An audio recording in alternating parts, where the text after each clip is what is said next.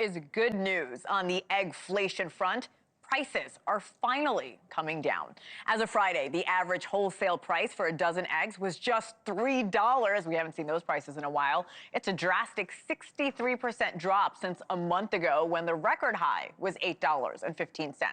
Economists credit dwindling cases of the bird flu and increased egg supplies thanks to imports for the overall price decline, and say you will see those prices at your local grocery store within the coming weeks.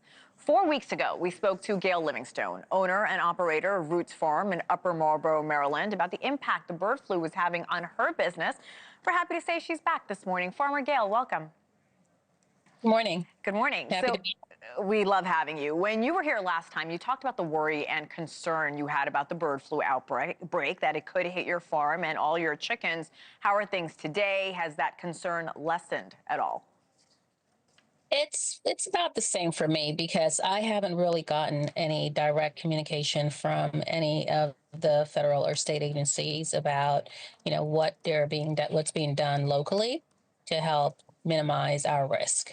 So, we're still sitting pretty much in the same position. I mentioned the U.S. is importing eggs from other countries to help with these shortages. You have really strong feelings about that. Tell me about it. Well, it's good and well to import eggs from other places that we don't regulate. Same issue with importing food. We don't know how those chickens are being treated, what they're being fed, what's being done to that product before it gets to us, right? So those of us who are concerned with what we're truly getting as far as a healthy product, we don't know. And so I just feel like, having, the current administration have this America First motto that they're stressing, we need to focus more on ensuring our own security here at home. What are we truly going to do for the long term to ensure that we can minimize our risk to the bird flu in the future? That is a fantastic point. At least with our local farms, we know exactly what we're getting. Billions of dollars in funding to the USDA has been cut by the current administration. Do you think these cuts will impact your business? Oh, yes, most definitely. A lot of what folks see in the supermarket as far as cheap food, the reason that food is cheap is because of the subsidies that the USDA provide to farmers, local small farmers, large operations. Those subsidies are needed. The cost of eggs cannot stay the same year over year. The cost of nothing can stay the same year over year. And that's what people need to realize. If the cost of our utilities go up, the cost to live goes up. So the cost to raise chickens go up year over year. We have to pay ourselves more. We need to pay our employees more.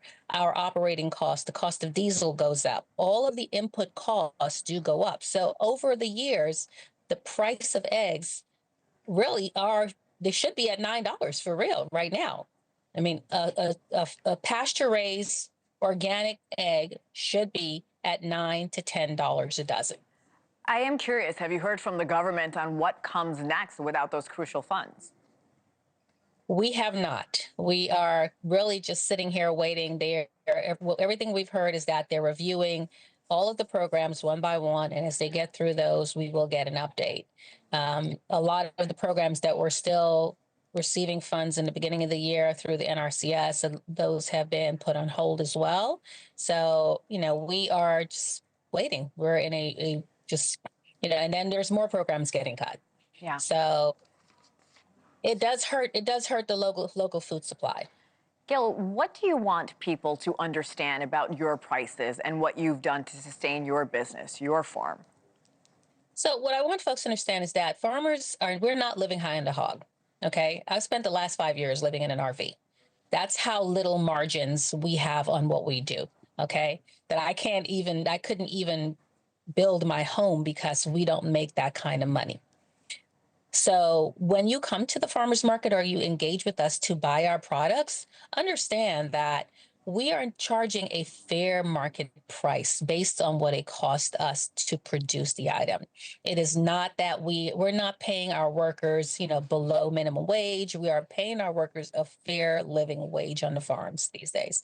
And so we need the consumer to understand, to bring you that high quality, fresh produce to market, we need to be able to ask you to pay a fair price for it. And, don't haggle with us. It's food. It's not a material thing. It's something that you need to sustain yourself. So we appreciate folks supporting us and continue to understand why it's a necessity for them to pay a fair market price for the items that we're selling. Thanks for watching. Go to joinnn.com to find NewsNation on your television provider. And don't forget to click the red subscribe button below to get more of NewsNation's fact-driven, unbiased coverage.